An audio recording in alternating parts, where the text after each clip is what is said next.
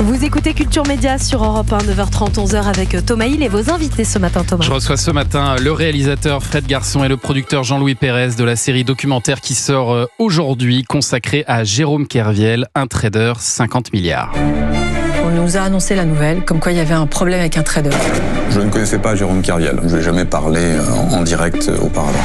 Dès que j'allumais mon écran, la seule chose que j'avais envie de faire, c'était de reprendre des positions et de faire de l'argent encore plus. Et je finis le 31 décembre avec un gain pour le compte de la banque de 1,4 milliard d'euros. J'étais accro à la performance, accro à faire plus d'argent, accro à gagner. Il a pris 50 milliards de positions. 50 milliards d'euros. 50 milliards. 50 milliards. Tout d'un coup, on réalise qu'on va tomber. Et qu'en tombant, on fera tomber les autres banques, on fera tomber tout le système. Il y en a qui crient, qui pleurent. Mon patron fait un malaise dans les toilettes. On est dans une crise financière totale. On a dans les mains une bombe qui va tout faire péter. Cette série documentaire s'ouvre sur le 24 janvier 2008 où face à la presse du monde entier, le patron de la Société Générale, Daniel Bouton, annonce que la banque a perdu près de 5 milliards d'euros à cause de ce qu'il appelle, lui, un fraudeur, un escroc, un terroriste.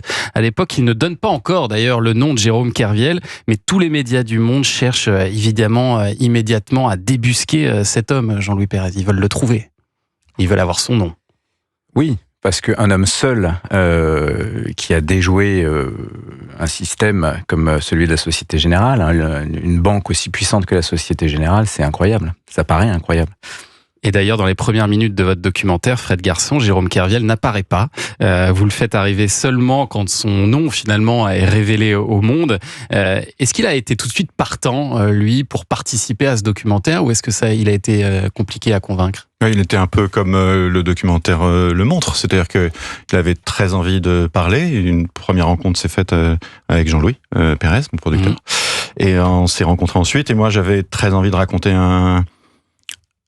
l'histoire par un biais différent de celle qu'on avait entendue pendant 15 ans, qui était le biais de l'humain, et donc du coup, le faire apparaître tardivement, et ensuite lui donner la parole, était un petit peu imageait les paradoxes que j'avais ressentis en le rencontrant. Et moi, j'ai appris énormément de choses dans ce doc. En fait, je me suis rendu compte que l'affaire, on la connaît finalement assez peu. En tout cas, on n'en connaît que l'écume. Et c'est vraiment passionnant de plonger à l'intérieur de cette histoire. Alors, il y a le témoignage de Jérôme Kerviel, il y a aussi celui de ses avocats, de ses communicants, mais il y a aussi ceux de la partie adverse, les dirigeants de la Société Générale.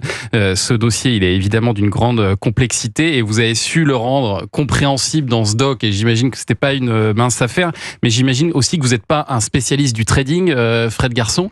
Pas du tout. Moi, je viens de la fiction. Je fais des films, des séries avec des acteurs, des actrices, du romanesque.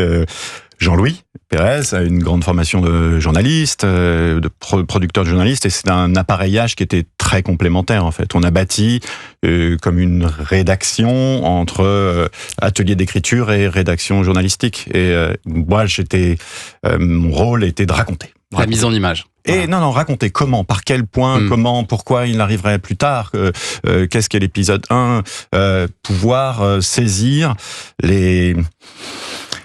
comment le métronome de nos avis pendant 15 ans, à la lecture de la presse, à la lecture de cette affaire, a pu vaciller, et comment faire ressentir ça à nouveau et mettre en exergue ces paradoxes.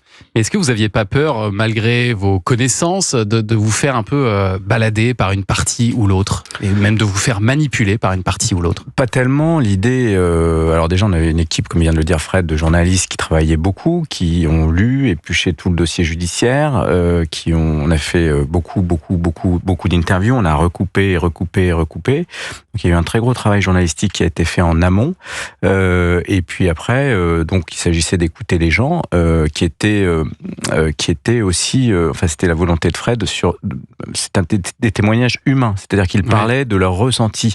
Voilà, c'est ça la série, parce que les faits avaient été exposés. Il y a des choses qui n'avaient pas été dites et qu'on a évidemment. Il y a des nouveautés dans cette série, mais c'était aussi des témoignages humains. C'est-à-dire comment ils ont vécu quand on est patron de la salle des marchés avec 1300 traders et qu'on découvre ce qui se passe, c'est intéressant de voir la réaction qu'a cette personne.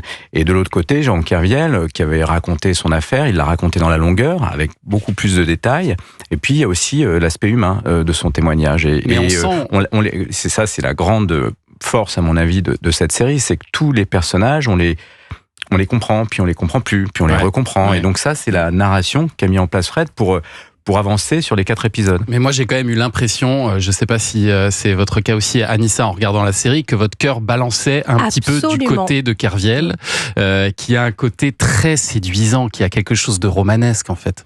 En fait, c'est amusant ce que vous énonciez, le fait que je venais d'ailleurs, que ce que je fais, d'ailleurs, ma prochaine série sera une série de fiction. Ouais. C'est qu'il a son affaire, ses pans de vie sont tellement extrêmes.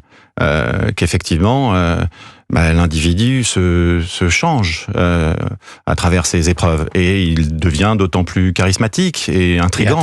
Et attachant. Et attachant aussi. Mais ils le sont un peu tous, c'est-à-dire que on s'est rendu compte très vite que cette affaire avait balayé des vies. Exploser des vies. Alors, y compris celle du patron de la Société Générale, qui finit par être attachant à la fin. Je suis ravi que vous disiez ça, parce que il et elle le sont tous. L'idée, c'était de pouvoir les comprendre et qu'ils puissent nous raconter le même récit, mais avec un projecteur, un point de vue différent, et de mettre en relation, en écho, en confrontation, en fait, ces impressions pour organiser un vrai thriller. En fait. On arrive à se mettre à la place de tout le monde dans ce documentaire. On arrive à se mettre à la place du patron de la Société Générale et à la place de Jérôme Kerviel. Mais enfin, il reste toujours cette question. Et c'est un peu comme dans les grandes affaires. C'est est-ce qu'il a été seul ou est-ce qu'il a été accompagné ? On savait, les gens savaient. Enfin, il reste ce grand questionnement et je pense qu'on se fait tous un avis à la fin de ce documentaire. Ouais. Il y a des réponses quand même. Oui, vous donnez des réponses. Mais... Ce qui est assez fou au début du doc, c'est de constater qu'en fait, Kerviel, au départ, il explique qu'en arrivant dans cette banque, il n'imaginait même pas devenir trader, il n'imaginait même pas devenir assistant d'un trader. Il y connaissait pas grand-chose en fait. Alors, il a fait des études de finance, mais c'est vrai que dans ces salles de trading, ce que les spécialistes appellent les desks, les gens ont fait des très hautes études, mais il n'empêche que force de travail, le petit gars de Bretagne, il y est parvenu à se faire une place dans ce desk. Il y est parvenu, ça a marché, ça a monté très vite, il a gagné beaucoup d'argent et puis à un moment il est allé trop loin comme un joueur de casino qui est complètement addict au jeu. Lui, pas tant que ça à titre personnel, parce que c'est sur ambiguïté, ses bonus n'étaient pas des bonus en millions. Ses gains à lui, ses gains à lui personnels, son salaire. Mais en revanche, les gains pour la Société Générale étaient énormes au départ. Donc c'était un très bon trader pendant quelques temps. Et puis il y a un moment où ce très bon trader, il a dérapé, c'est le moins qu'on puisse dire, en plaçant énormément d'argent et beaucoup plus que ce qu'on lui autorisait. Et on va voir ensuite, on va suivre son parcours judiciaire tout au long de ces 4 épisodes. On va y revenir dans un instant parce que c'est fascinant cette histoire, comment Jérôme Kerviel aussi devient rapidement la coqueluche des médias et arrive à retourner l'opinion publique en sa faveur. Mais je vous propose qu'on en parle après le journal des médias de Julien Pichelet. Oui, le journal des médias qui arrive dans un instant et nous allons parler ce matin avec Julien du casting de la prochaine saison de Danse avec les stars. Et ça y est, on a un premier nom et c'est un très grand sportif qui va fouler le parquet de Danse avec les stars. Mais qui ? Beau gosse. Qui ? Et très beau gosse. Ah oui. À tout de suite sur Europe 1.